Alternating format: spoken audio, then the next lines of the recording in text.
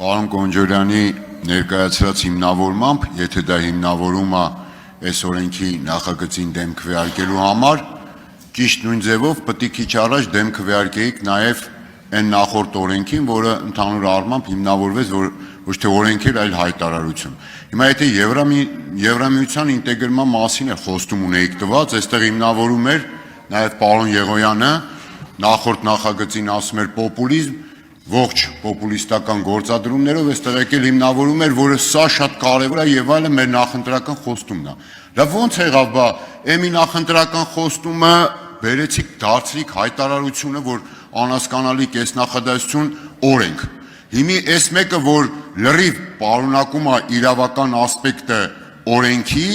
եւ երկրորդը բխում է նաեւ ձեր նախընտրական խոստումից, երրորդը դուք ասում եք նաեւ, որ նման նաև ձևակերպումներ էլ կա օրենքում, այս ամեն ինչը կա, թոշակառուներն սպասում են օբյեկտիվ դեպ 60,000 չէ, ստորագրի ավակը մեկը եթե ուզենա անի, 600,000-ի մոտ մարդ կստորագրի։ Հիմա այս ամեն ինչը կա, ինչա, փող չկա, թոշակ բարձրացնենք։ Ուրիշ բանի համար կա, սրա համար չկա։ Ավարտվեց ժամանակը։